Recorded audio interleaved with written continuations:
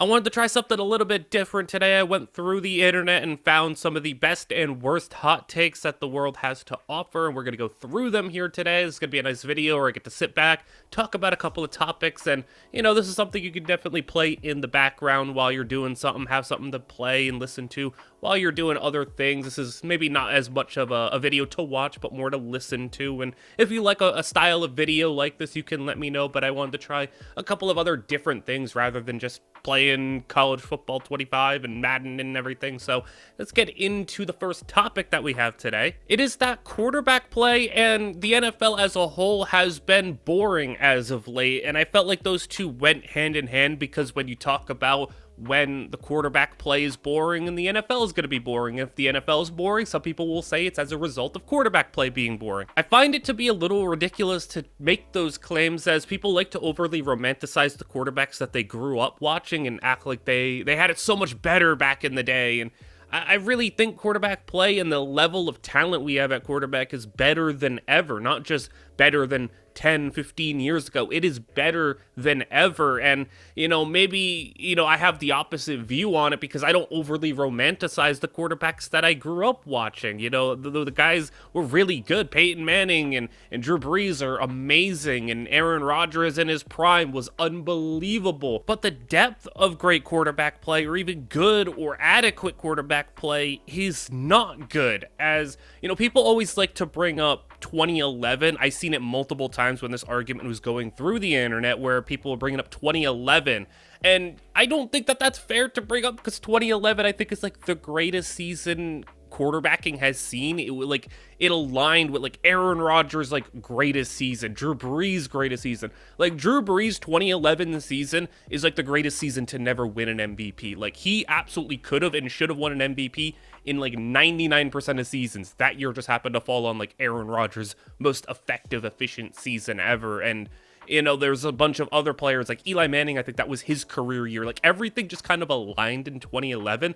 So I'm not going to look at 2011, which was an outlier year. I'm going to just say, you want to, take things in that time frame. Go to 2010 and look at what the quarterbacks were looking like. Like obviously pulling it up, you got Rivers, Brees, Manning, both of them. You got Rodgers, you got Brady, Matt Ryan was young, Joe Flacco, and then you go down, it's like Kyle Orton, Josh Freeman, Matt Schaub, Chad Henne, Mark Sanchez, Matt Castle, Fitzpatrick was still playing, Sean Hill, washed Brett Favre.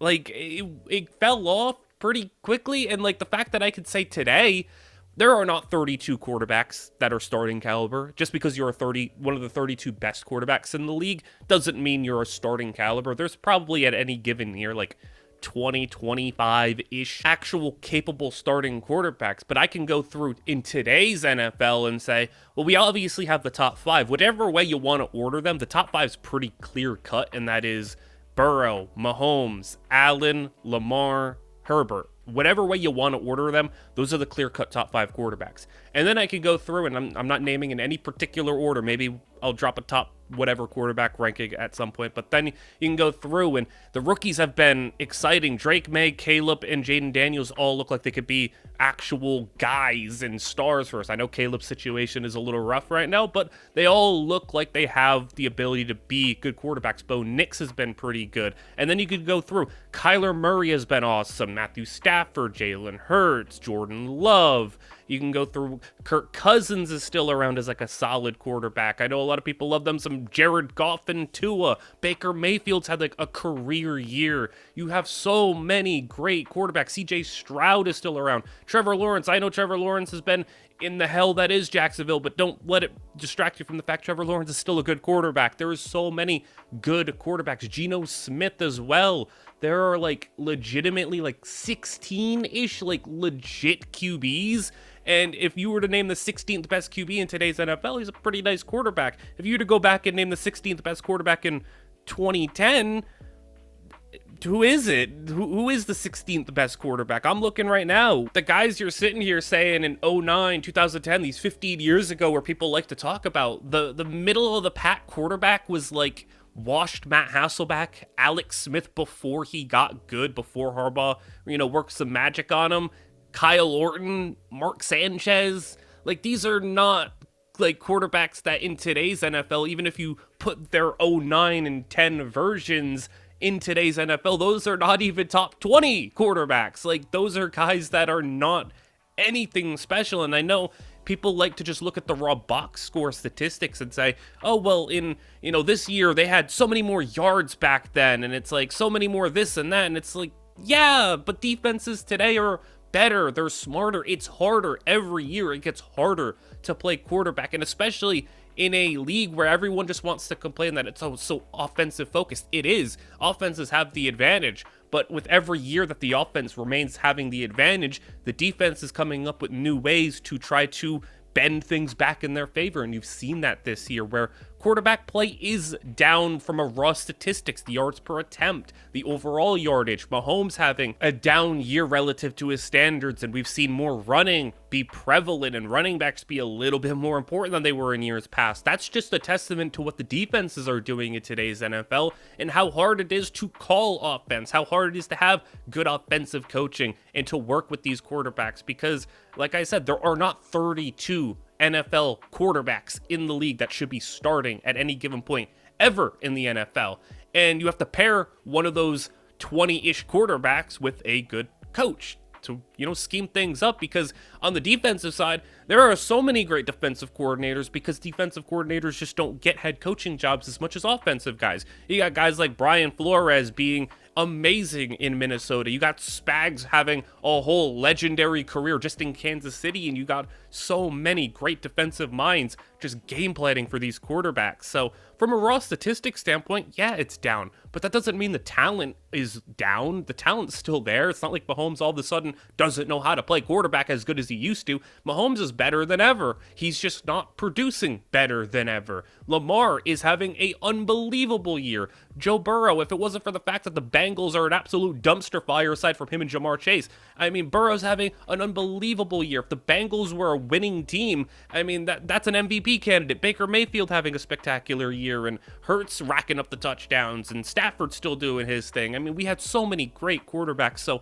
I don't think it's fair to say that quarterback play in the NFL is just down as a whole, even just from a, overall NFL standpoint. We have more close games than ever. I think there was a record going around like the first 10 weeks or something, the most one-score games ever. Games are close, games are tight, and maybe the scoring is a little bit lower, but you're still getting high offensive output, and there are some teams that are absolute fun to watch. Go watch a Ravens game, maybe when they're not playing the Steelers. Go watch a Washington game. They're putting up points. Go watch some of these players put up the points. It's been a fun season, so I don't like the idea that quarterback play is down. I think it's not only is it not down, I think it's better than ever. The next one we have here is about rivalries and how, one, they are not as good as they are in college and they don't mean as much, and two, that it's a little silly to be taking them so seriously. And honestly, I absolutely agree with the idea that, you don't have to hate the teams in your division. You don't have to hate every team that isn't your own. I could just say from my personal, feelings on it, I am a Washington fan, but I don't sit here and hate the other teams in my division. I'm not a Cowboys, Giants, or Eagles fan. I don't hate the Eagles. I'm not, big on the Cowboys, but that's just because I don't like the organization. I don't like Jerry Jones. It's not like the Cowboys that I hate. I don't like the organization. The Giants, kind of same thing. I'm not a big fan of, Giants fans. Not all of them are bad, but, some bad experiences will give you that. But, I don't hate really any team. I don't hate any team that isn't my own. I will root for other teams. I'll root for other players. If a player leaves my team and goes somewhere else, I'm still going to want them to succeed if I like them. I just don't understand the idea that there are so many people that are so angry at any other team that isn't their own and just wants every other team to lose and be the worst thing ever while their team just runs the league and dominates everything. It is fine to root for your team, but to actively be so violently angry towards anybody else that isn't on the same fan bases you is like a little ridiculous. Like, people need to chill out a little bit. And there are so many instances where people just won't let the team that you are a fan of like go. Like, if you dare to go on like a social media, there will be so many times where if you're a fan of a bad team, that means you got no right to have an opinion. Like, you know, you'll say something like, oh, I think insert person is the best quarterback in the league, and then you'll have multiple people in your replies being like shut up, you're a fan of a bad team. That means obviously you know nothing about football, and like the team that you are a fan of instantly is a reflection of you and all your thoughts, and if your team is bad, that means you just don't know football and everything. It's like, dude, like what makes you believe that that is actually a thought process that you should be going through? Like, I know maybe some people aren't on the internet as much and don't experience that, but if you know, like, you've been through that, like, there have definitely been people out here who are gonna watch this who are like, yeah, I've had that happen to me. And it's ridiculous that people actually think like that. Like, it's okay to be a fan of a team but not hate everybody else. And maybe there will be people who kind of like double down and kind of correlate this with the last point of the NFL being boring, is like, oh, well, you need to have like the hate and the rivalries and all that stuff. That's what makes college football so fun and everything. It's like, yeah, college football is amazing and the rivalries are awesome. I love the rivalries in college football. I still also believe if you're a fan of a team, that doesn't mean you got to hate every other college football team. You could root for whoever you want, and, you know, it doesn't matter where you're from or who you're a fan of. You could be a fan of multiple teams, or you could do whatever you want when it comes to who you're rooting for. But, you know, you're never going to be able to replicate those rivalries in college football in the NFL. You're not going to be able to just magically make 100 years of blood and, you know, in-state rivalries just exist. Like, there are some rivalries in the NFL, like AFC North. Yeah, they don't like each other. I watched that Steelers versus Ravens game last week. They don't like each other. That's perfectly valid. Packers, Bears, they don't like each other. But I mean, most of the other teams in the division, like, there's not really rivalries. There's familiarity, but there's not really, you know, we hate these guys that much. And, you know, I mean, some people are like flipping out because, you know, for the NFC East, even like the Eagles and Cowboys are like best friends. Like, all the players are like hugging on the podcast and everything. You got Darius Slay and Micah Parsons on the podcast together, and everyone's like, they're tarnishing the game. No, like they can't be doing this. This is awful. This is back in my day. It would never happen like this. We'd be fighting each other. And it's like, let players be friends. Don't let the jersey that you're wearing separate from who you are as a person. Don't, like, on field and off field, you are different. You are a different person. These are people. Let them be people. Let them have friends. Let them socialize.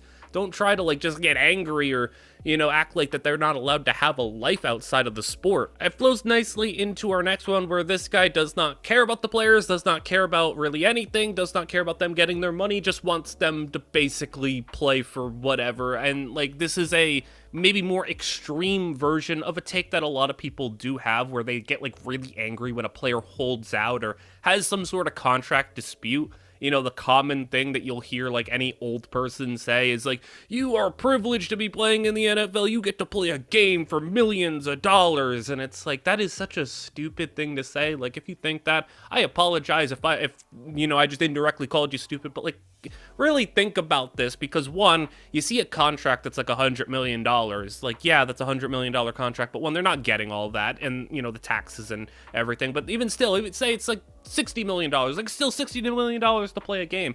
Yes, but as a player this is just goes for any job. If you see a person who you are better than making more money than you're going to want to make more than them because you are better than them. I think the best scenario to really, you know, like, encapsulate this is the Brandon Ayuk situation from this year, where you're looking at Brandon Ayuk, who just put up like an all-pro season, a top 10 wide receiver in the league last year. And you're looking at him and he's like, yeah, I want to get paid like a top 10 wide receiver. I deserve that. He played like it. Yeah, he's earned his money. And the Niners are sitting here paying everybody else. And, you know, everyone's getting angry at Brandon Ayuk. Shut up and play. Who cares? Play on the tag. They want security, for one. He wants security. He wants to be guaranteed what he earned last season. Security is important. And also just the standpoint of, hey, this player, and this player, and this player are getting paid more than me. Well, I'm better than those guys. I should be getting paid at least as much as they're making,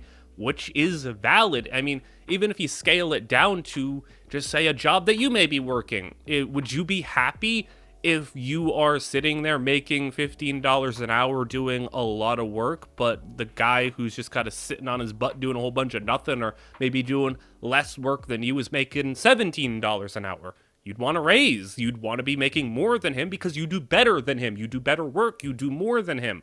And I know people are going to be like, well, it shouldn't matter when it comes to millions and millions of dollars. Like, you know, like it's millions of dollars. What's the difference between 40 and 45 million? It's like, there is a difference. It's not just a, you know, people being selfish and players wanting money. It's also just like a principle thing. Like, you want to be paid accordingly. And also, for the players' sake, that's money that they can set their families up for life. Like, you could have a kid and never have to work a day if you get like a quarterback contract. And, you know, you're trying to set up your family, your extended family, your future family, all these other things. The difference between 40 and 45 million that's $5 million. That's a lot. That's more than what most people will make in a lifetime. So this is life-changing money that these players are trying to fight for. And also from the standpoint of, football players don't have long careers. This isn't a situation where dude's gonna, you know, retire from football or leave football at like 30 years old and he's gonna be able to go and do whatever. Not every player gets to land on their feet and get a commentary or a coaching job or anything. You know, some of these players, their bodies are beat up. It's gonna be hard to work a regular job. This is money to set them up for the rest of their life. So I think it's, you know, people don't look at these people as humans and look at them as actual people. They're just sitting there being like, well, you're sitting there betraying the team, or you're a diva, you're this, you're that. And look at Brandon Ayuk. Back to him. He got his money. He got paid. He deserved it because he earned his money last season. Got a season-ending injury. Well, he's got his money, so he's good. And I know for a 49ers fan, you're sitting there being like, you're not happy about that. And I would understand if you're not happy that the player, you know, blew his knee out or whatever, but like, he got his money. He's safe. He's good. He got it guaranteed. And that's what these players are trying to do. They're trying to make sure that regardless of what happens, they get what they earned and they get to have it.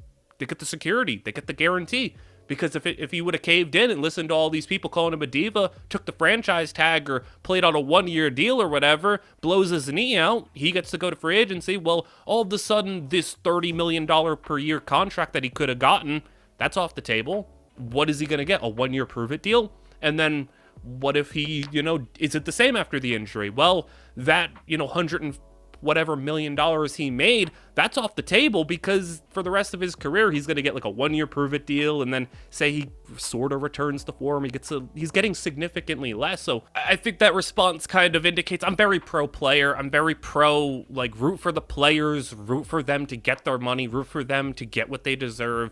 You know, I am not, you know, root for the team above all else. You know, like if a player in Washington, for example, whoever it may be, says, you know, I want to get paid, and you know, maybe they deserve to get paid, so I'm not going to get mad at them. Obviously, as a fan, I'm like, yeah, I want them as on little money as possible. But also the person, the human in me says, yeah, I want them to get what they deserve. I can look at it from a situation just in Washington right now. Frankie Louvu is having like an all-pro season.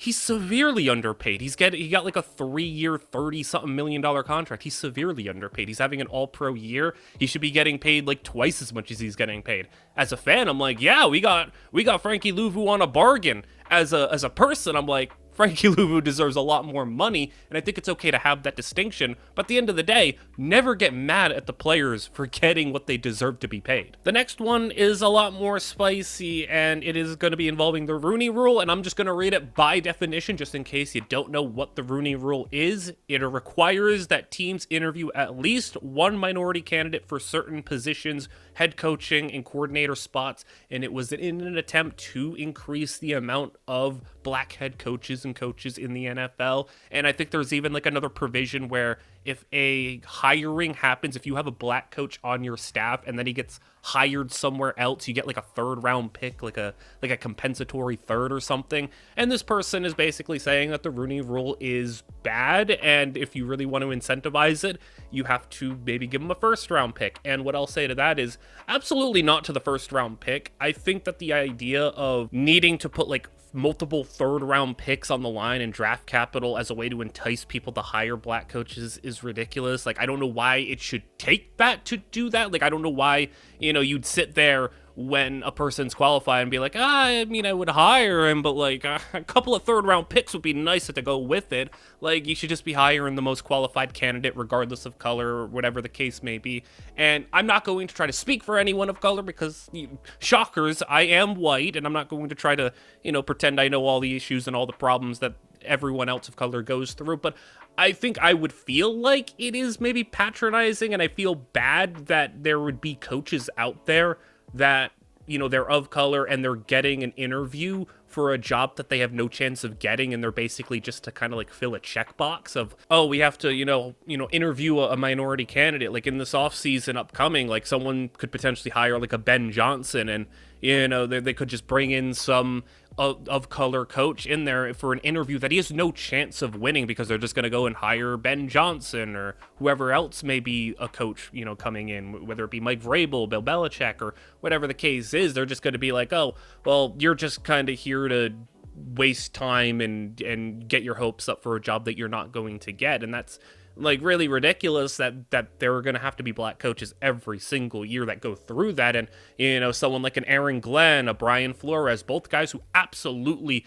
could and should be coaches. I really like Brian Flores and think that, he shouldn't have gotten as short of a leash as he did just because he didn't like Tua, and I think he deserves another chance to go and maybe be a head coach somewhere else. And Aaron Glenn probably going to be a head coach eventually. You'd think so, at least. And these coaches deserve opportunities, and it should just be the best person regardless of the skin color. And I guess anyone who can let me know in the comments if you feel like that would be a patronizing thing. Like, my assumption is I think it would be patronizing, but obviously not something I could speak too deeply on. But how about we just have another solution, and that's just we nuke all the racist old white dudes and just hire whoever the best coach is based on their resume, their skills, their reputation, all these other stuff that actually matter. And you guys can let me know what you think, because I don't want to speak too deeply and go on and on about this, as like I know where I stand. I know where it's like,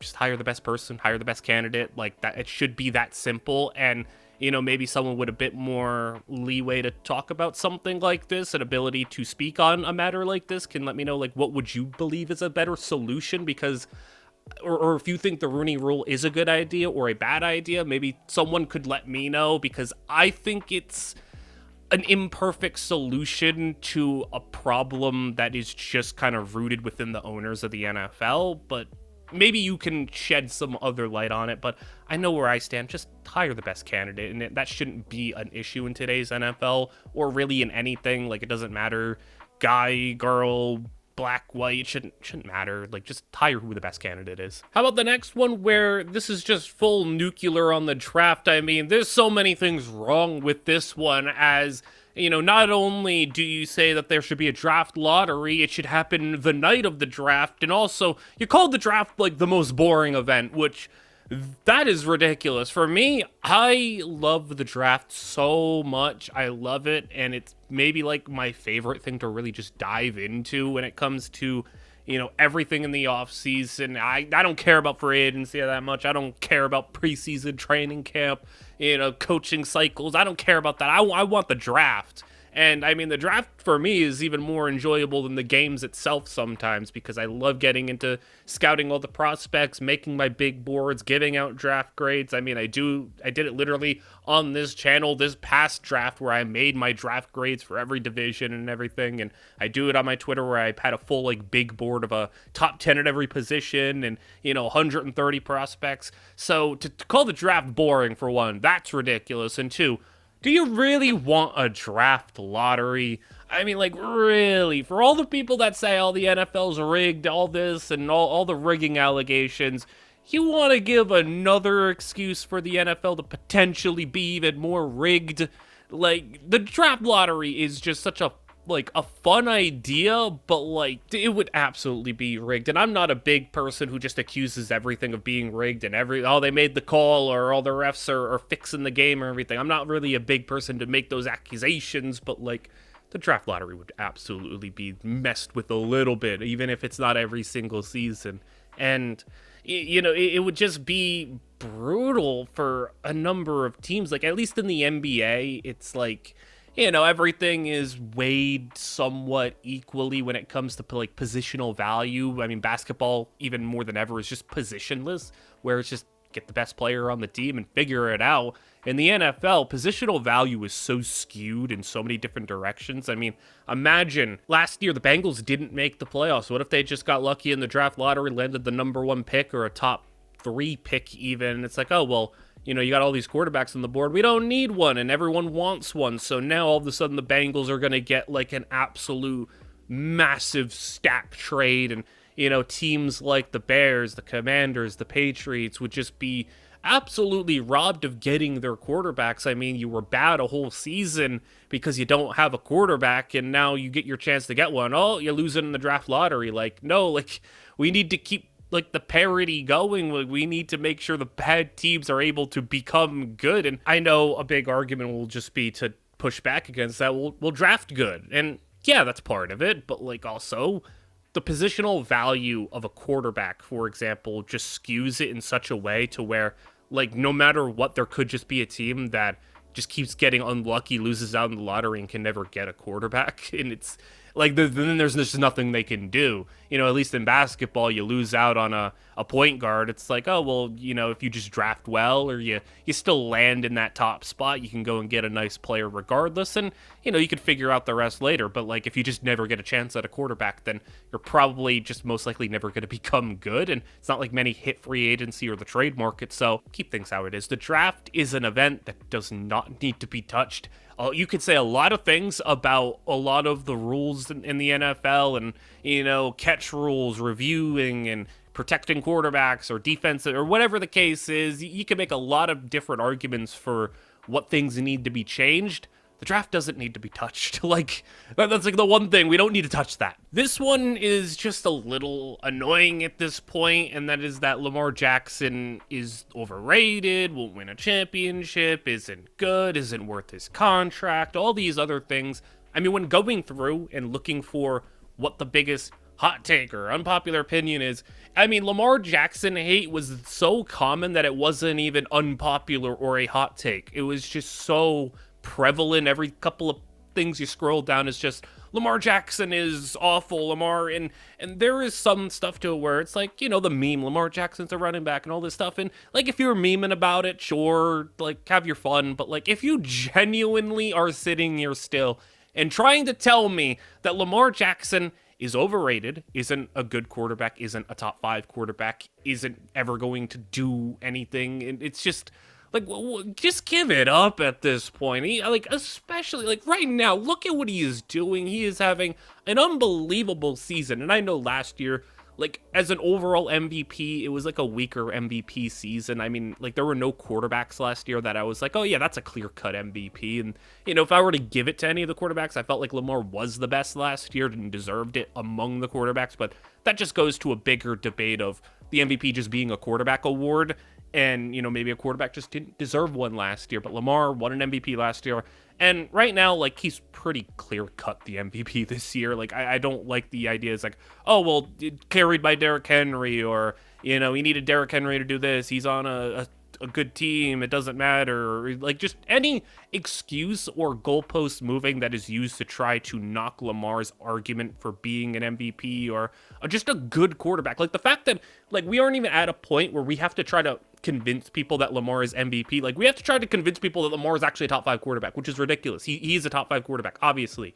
And everyone just points to the playoffs, and I get it. He's not been great in the playoffs. His first couple of runs were rough, and last year was his real chance to try to, like, shake off that narrative. He had the couple of tries, couple of seasons to get in there, and last year felt like, this is the year where he's going to get over the hump and get there, and he had a bad game against the Chiefs. No one's going to try to deny that. His game against the Chiefs was bad. He threw the pick at the end. That's on him, and I'm not trying to, absolve him of any wrongdoing. Like, yeah, he had a bad playoff game, but, like, I think this overall could go to a wider argument that can be made is just winning a Super Bowl. Winning in the playoffs is really hard. Winning in big situations is really difficult. I think guys like Brady and Mahomes, especially recently in, the past decade, have kind of numb people to the idea of what a successful quarterback looks like, what a successful career looks like, holding people to Mahomes and Brady's standard and that's a little ridiculous. Like, those are historical outliers in the world of football. Like, Mahomes is going to retire with what, 5+ rings? Like, if all goes, how we think it's going to go, I mean, he could win it this year, he could win it next year. Like, he's already got 3. Like, he could easily get to what Brady is going to do. And if that happens, it's like, you're looking at 2 guys with 6, 7 rings. And you look at the rest of history, though, look at the other quarterbacks just in, like, the top 10. Like, if Lamar's going to get to the Hall of Fame status and a top 10 quarterback, it's not filled with guys who have 30 playoff wins and 5+ Super Bowls. It's Drew Brees got 1, Peyton Manning got 2, Rodgers got 1, Dan Marino got none. And obviously there's like a Joe Montana who sneaks in there with 4. But, like, for the most part, if you're a good quarterback, you're a great quarterback, you win a Super Bowl, you win 2 if you're lucky, and then anything more than that's amazing. Like, you got 3+. It's not many people have that. So the expectation for Lamar, Burrow, Herbert, Allen shouldn't be like they need to keep up with Mahomes in the amount of rings. Like, they're not sitting here with a Hall of Fame defensive coordinator, a Hall of Fame head coach, a great roster, arguably the greatest tight end ever. Like, and that's not to discredit Mahomes. Mahomes is obviously great. I'm pretty comfortable saying that Patrick Mahomes is the second greatest quarterback of all time right now. Like, I think that's already, like, valid to say. He doesn't have the longevity and counting statistics, but that's, we're assuming he's going to get that, and it's just a matter of how high will he go and will he catch Brady. But Lamar does get held to a different standard than guys like Allen and Burrow, and it is because of the fact that Burrow has, in a worse circumstance and worse situation with a worse coach, has made a Super Bowl and has 5 playoff victories, and Allen, I mean, some people do like to dogpile on Allen unnecessarily and act like he's not a great playoff performer. Allen is an unbelievably good playoff performer. It just so happens he's ran into, like, just godly Mahomes games every single time. And I mean, like, he very well could have and should have beaten Mahomes multiple times. He did his job, just didn't get the win, and that's okay. And Lamar has at least been a problem in the sense that he hasn't played well in the playoffs at all. Like, Burrow's played okay, Allen's played amazing, Mahomes has played amazing, and Lamar's just played bad in the playoffs. But we just need to stop acting like, one, Lamar isn't good because of a couple of bad playoff games, and 2, that these bad playoff games that he's had to start his career are just who and what he is, that he is just, like, everyone's now, making the joke, oh, he's gonna win his 3rd MVP before his 3rd playoff game. Like, winning 3 MVPs is hard. Like, the winning 3 MVPs, like, we're using that as an insult on Lamar Jackson that he could win his 3rd MVP. Like, are we serious right now? Like, that's what we're gonna do? And I want, like, if I'm rooting for, a team outside, obviously, my favorite, I want the Ravens to win the Super Bowl this year. Because I want to know what's going to happen if Lamar wins a Super Bowl in the next few years. Like, what's going to be the next thing that he has to do? Oh, now he hasn't won as many as Mahomes. Like, I want to know what's going to happen if Lamar wins a Super Bowl before Allen, before Burrow, before all these other quarterbacks. Like, what's going to be the goalpost that is moved now? Now it's, he got lucky. He got carried by Derrick Henry. He's not going to do it again. Like, I absolutely think Lamar is going to win a Super Bowl. I think Allen's going to win a Super Bowl. And I think if Burrow gets out of the hell of an organization that he is in, he'll win a Super Bowl. And I'm saying a Super Bowl because a singular Super Bowl is hard to get. A single one. It takes your whole career. That is your whole career to get a single Super Bowl as a starting quarterback. That's hard to do.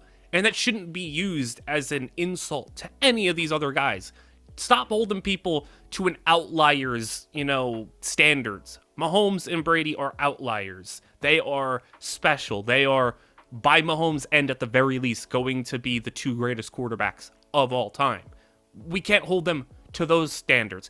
If you're going to hold them to a standard and still expect greatness out of them, hold them to Brees' standard, to Manning's standard, to Rodgers' standards. Because that's more realistic for who these guys are.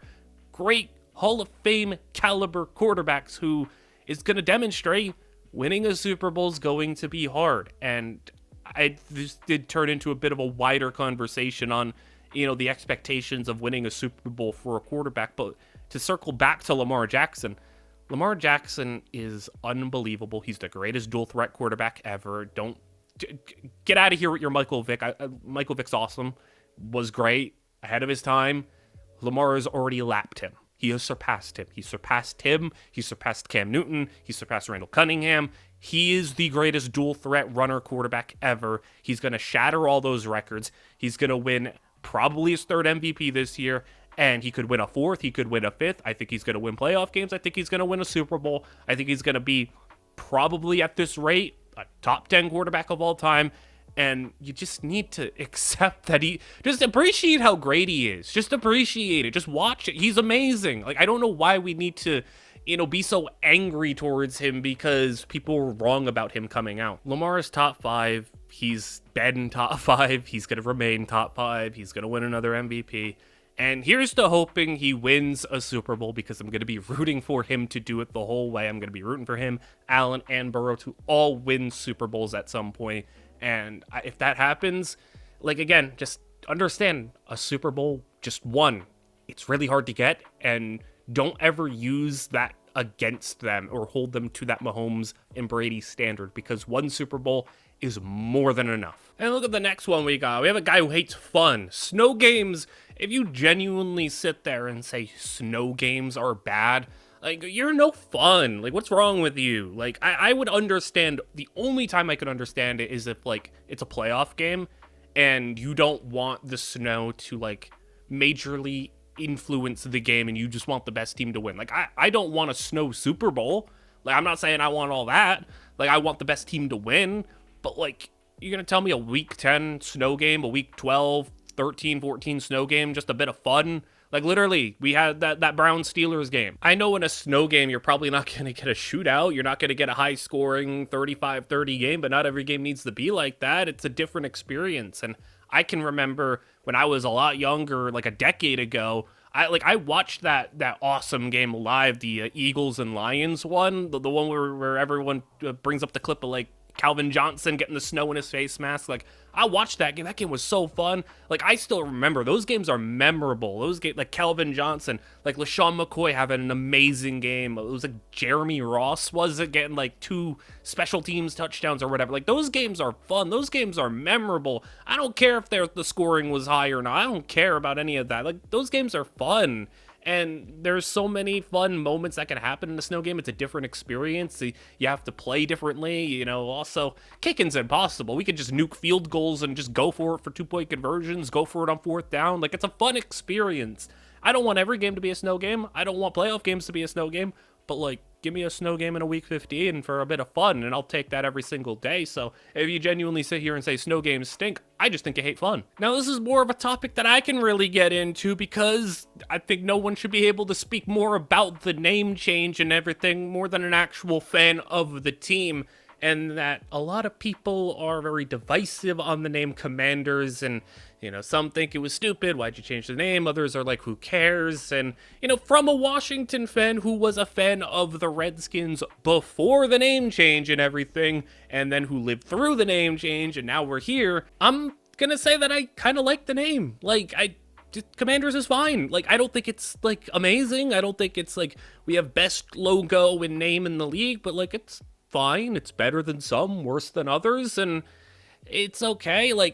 And then there are a lot of people who, even former players, the thing is, when the name change first happened, I was that was what the team was called. It is what it is, and now we move on. And then when we became the Washington football team, I kind of embraced that. I thought that was pretty fun. A lot of people like the name Washington football team.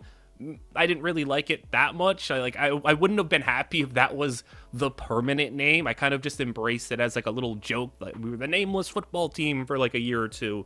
And then Commanders happened, and there were just so many former players and old people, just old heads. It's just all the old heads who were, swinging their fists back in my day. And they bring up all other examples, like Florida State still gets to be the Seminoles and Kansas City still gets to be the Chiefs. And they bring up the Cleveland Indians and all these other stuff. It's like, at this point, like, I don't care. Like, it's the same team. It's like the fact that you would genuinely sit there and be like, oh, I'm not going to follow the team because it's not the team that I grew up. Like, it's the same team.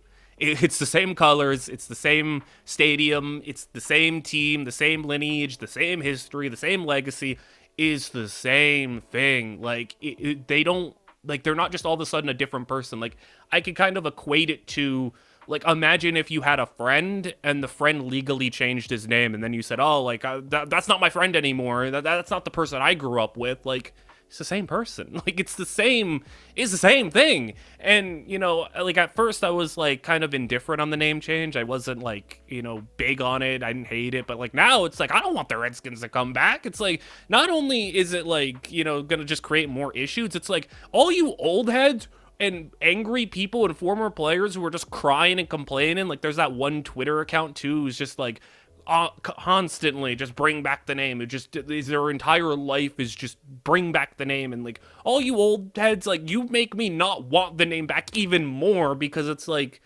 just shut up. I don't want to please you people. Like, you people are annoying. Just, like, the team is the team. Like, they are what they are. And not only that, it's like, the Commanders, what's wrong with that name? Like, it wasn't my first choice, wasn't my last choice. Like, if I had my choice, I really like the mock jerseys people were coming up with for the Wolves, like the Red Wolves or the Wolf Pack. I thought that was really cool. The jerseys looked really awesome. That was my vote.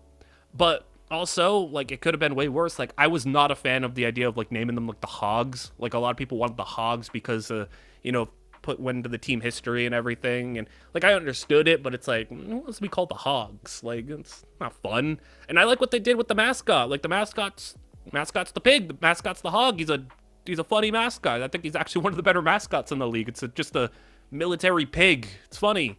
And the jerseys are also like a big thing. Like, obviously everyone cares about their team having cool jerseys. And again, if anyone's gonna sit there and say like, oh, they had it better before or used to be better, like, it would be a fan of the team who grew up watching them and would say like, oh, I just more like the jerseys that I grew up watching. But it's like, honestly, I like the jerseys. Like, the white ones are okay, but like the home jerseys, the burgundy ones, those are awesome. And the all black alternates, those are amazing. And people really just will sit there with a straight face and be like, these jerseys are awful. Like how? The jerseys are really good. Like, their all blacks are like some of the best all blacks in the league. Their home jerseys are awesome. Like, I can understand if you didn't like the white ones. Those ones I'm a little iffy on. Like, sometimes they look really good. Sometimes, like, they just don't work, Some players can pull it off. Some players can't. But, like, 2 out of 3. Like, I think you hit 2 out of 3 of them. And I'd like to see the team eventually bring back some, throwbacks. Like, I understand you can't wear the logo and the Redskins stuff on the helmet. But the jerseys, my favorite Washington jerseys were actually the ones with the arrow on the helmet, and it was like the darker burgundy with like the darker gold pants. Like, if you remember those ones were my favorite jerseys, and you could probably bring those ones back as throwbacks. I don't got any Redskins stuff on it, so I'm hoping for that. But like, overall, like, if you're still complaining about a name change, like, just get over it. Like, it is what it is. And a lot of fans have kind of moved on, except the old ones who are just stubborn and annoying. But like, move on. It's a fine name. I like the jerseys. I don't want the old name back. It shouldn't come back. It doesn't need to come back. The team is gonna be the team with or without the name. So just move on if you're still hung up on that. It's gonna be a big no for me on this one. Pass interference needs to be 15 yards, not a spot of the foul call. And I just know, like, it's like that in college, but in the NFL, man, if that was the case, pass interference, I think, would just skyrocket. Because the idea of pass interference for a lot of, DBs is if they get beat deep, they will just grab. They're like, okay, let's just not give up a potential 50-yard touchdown and he breaks my tackle or whatever. Like, let me just grab him, get the 30-yard penalty, and, it is what it is. But if that is now no longer a spot foul, it's only going to further incentivize defensive backs to get even more grabby, because the penalty for getting a pass interference down the field is reduced, because most pass interferences are occurring 20 plus yards down the field, 15 plus yards. So I think an alternative solution would be to have scales of the severity of the penalty. Back in the day in the NFL, we used to have 5 yard and 15-yard face mask calls. So I think you could do something like that for pass interference where you have a 15-yard pass interference and then maybe a spot foul one. Because there are some stupid pass interferences like the classic underthrown deep ball where the defender really just can't do anything. Like that being a spot foul understandably is ridiculous. Like the fact that you could throw a ball 50 yards and it's just underthrown and the receiver tries to come back for it and the defender just can't do anything and then you get 50 yards for free. So I think in a situation like that where, the defender just can't do anything, you can maybe make that a 15-yarder or just not call it at all, but just say by rule of pass interference, you make that a 15-yarder. And then in the situations where the receiver has a step, he's obviously beat him, ball's coming his way, and the defender just grabs his arm or grabs his jersey and just prevents it, like that's flagrant or blatant. Like that's just, he was just trying to make sure he didn't catch the ball, and that should be a spot foul because a lot of defensive back coaches and a lot of people will just say like, hey, if you get beat, don't make it worse, just grab him. Like, and I do find that to be like, I understand it, but like it is a little unfun, like to just as a spectator to watch that where it's like, oh, he beat him, he's got a step, he's gonna throw it, and the defender just grabs him. So me personally as a DB coach, like I get that. I understand the coaching philosophy there, like don't make it worse, but if you have a chance to make a play, like don't grab them. Like, a lot of variables can happen. Maybe the ball isn't as well thrown as you thought, maybe you can drop it, maybe you can make a play on it. For me, I'd take the risk and I'd tell my DBs just, hey, whatever happens, go make a play and don't like concede. Don't just give up on the rep just and grab him. But that's just probably why I'm not a coach in the NFL and why my secondary would get torched. But I think just from a spectating side of things, it'd be more fun that way. But like, I understand the idea of just like, hey, it depends on the player, I guess. If Jamar Chase got a step on me, yeah, I'm just tackle him at that point. But, I don't think it should be a 15-yarder across the board. I would like the idea of just having levels to a pass interference and a severity because there are just different kinds of pass interferences. So I guess in some aspects, I guess I did agree that it should be a 15-yarder and not a spot foul, but not entirely. So I think you can, let me know what you think of the pass interference. I know some people want to bring like the reviewable pass interference back, and I'm gonna be honest,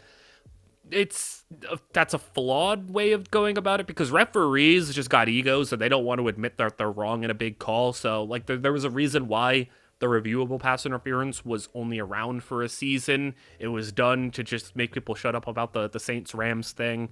And then the refs just didn't want to overturn their pass interference calls because they didn't want to admit that they're wrong, or some people will say they're rigging the game. But I don't think a reviewable pass interference would really fix anything. I just think a severity level would be a good idea. I've ended up disagreeing with quite a lot of these, most of them. I mean, there have been a few that I agree with, but the next one, tanking being a bad thing, like no team should really tank, and like you gotta tank. Like I don't think you go into a season and say, yeah, we're gonna just lose this year.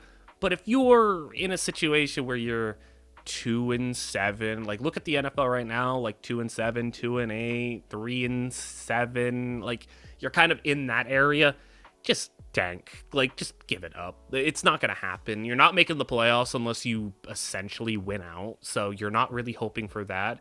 And if you're in a situation, I guess it does depend on the team, but like if you need a quarterback, there's a quarterback in the draft, you're playing for draft position, like just do it. Like the Giants, for example, like Daniel Jones isn't good, but like he probably is the best quarterback on that team. And if not, it's Drew Lock, and they're playing Tommy DeVito. Like they're tanking. Like they're just giving up. Like you don't send out Tommy DeVito if you genuinely think you can like win. Like you can't sit there and justify like, oh yeah, Tommy DeVito gives us the best chance to win this season. Like he doesn't.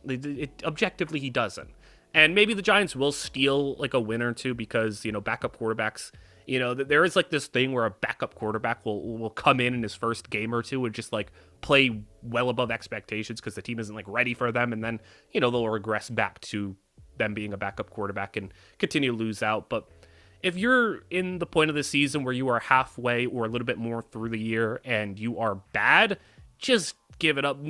No team gets anything from winning 7-8 games. Like, you don't get anything for that. Like, you either want to be in the playoffs or you want to stink. Like, you don't want to be in purgatory. Purgatory is the worst thing to be in. Quarterback purgatory is awful to be in, and being in 7-win purgatory is brutal because you're not getting a good draft pick. You're not getting a top 10 pick if you are, a 7-8 win team. So you're getting kind of like the 13th, 14th pick in the draft. So you're not getting blue chip talent, and you're not getting, even in the second round, for example, like the top like 8-ish picks in the second round, those are like premium picks because there are always players who slip through the cracks. And I mean, like, there are always really good players in like that 33 to 40-ish range that like just don't go in the first round for some reason. For whatever reason, maybe some sort of red flag popped up or whatever, but there are always really good players in that spot too. And you don't get those picks either. So you're hurting your draft capital. And I mean, a free agent, for example, like, they're going to want to sign with a good team. Even if you win 7-8 games, I guess you're not a bad team. But like, I look at a team like the Saints. The Saints are, I think, a perfect example of a team who just won't give it up. Like, they just, for so many years, they just wouldn't give it up. And what has it done, the Saints? It's done them just more harm than good. Just like, they finally decide this year, like, hey, it's not happening. Like, just give it up. Trade Marshawn Lattimore, shut everything down, fire the coach, and let's work this thing from the ground up. Because winning 7-8 games, and if you're in a weak division, maybe you sneak into the playoffs with like a 9th win just to get smacked around the wild card, like, that does nothing. If your ultimate goal is to win a Super Bowl, you're not going to do anything being stuck in purgatory unless you get really lucky. Like, a team that was there maybe like recently was the Buccaneers. The Buccaneers had a really nice roster a couple years ago, and they were just kind of, stringing along 7, 8, 9 win seasons with Jameis Winston. They had Mike Evans. They had all these nice players.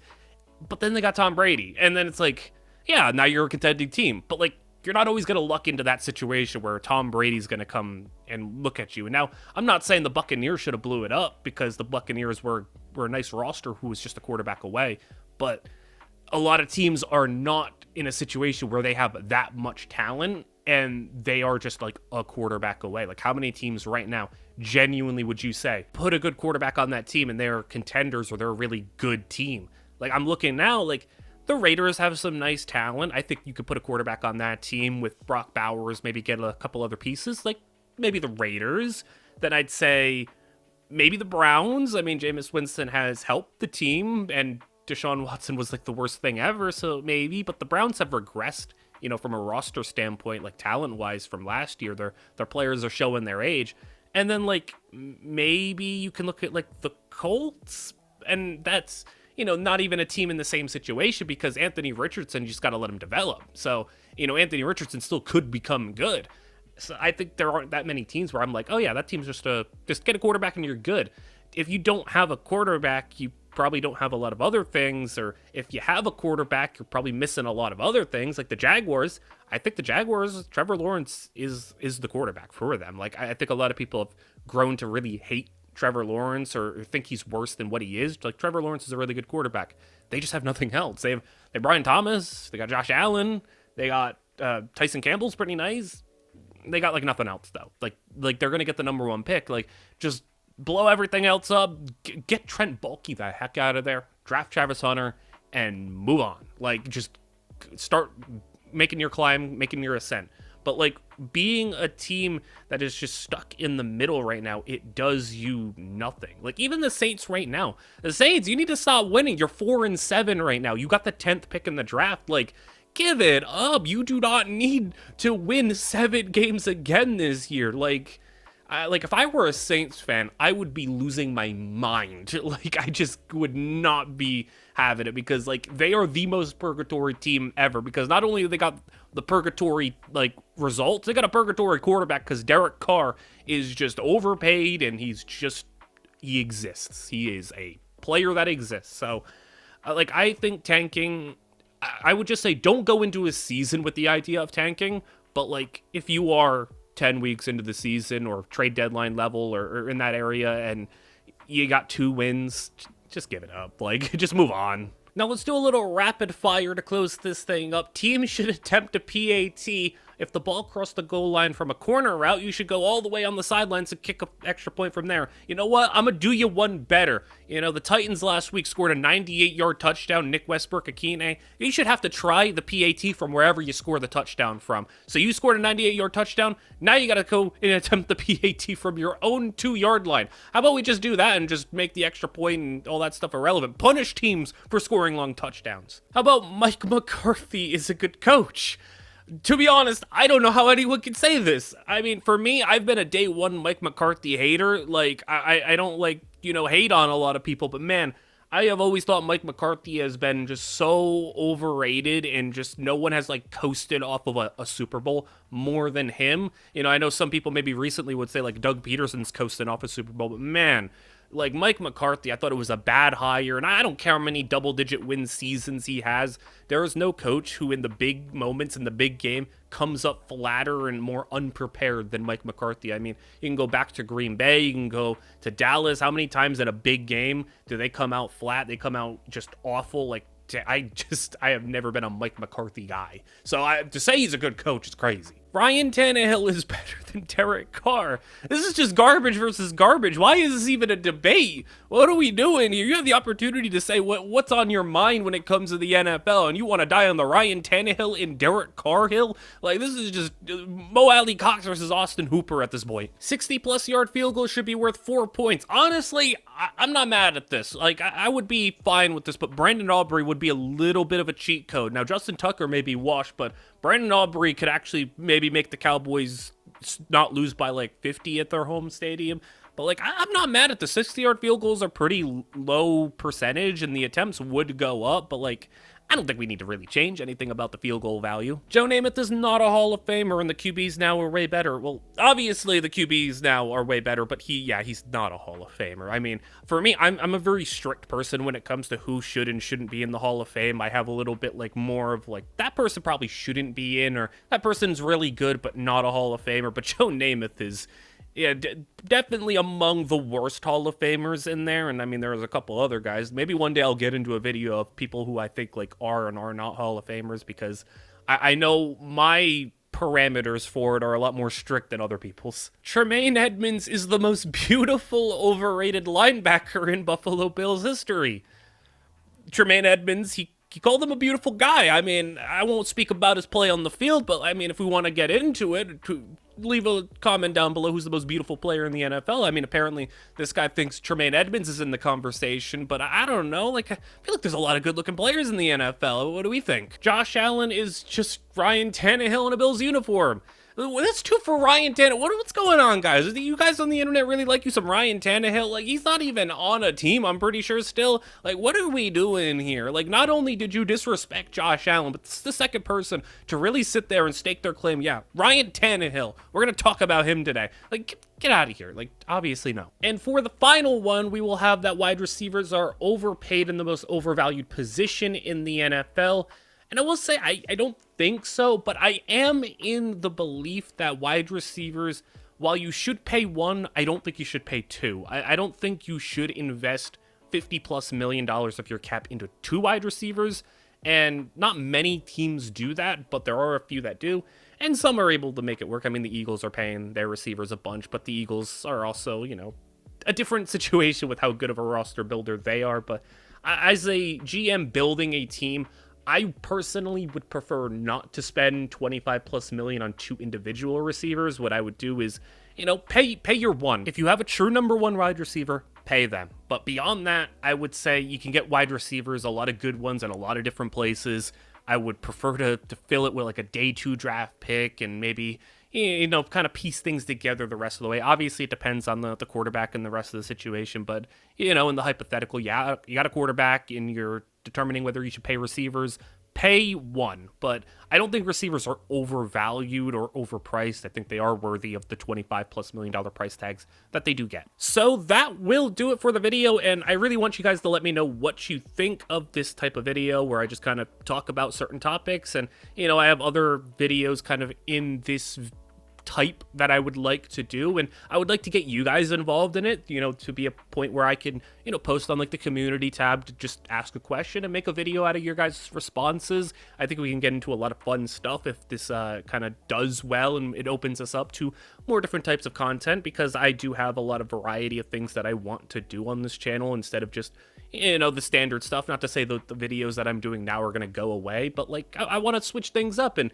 you're not going to really know what can and cannot work if you don't try. So this was a try at something new. Hope you guys all enjoyed. If you want to see more stuff like this, give it a like. Any support, like, comment, subscribe, all that stuff. It's super helpful, and I will see you guys all in the next one.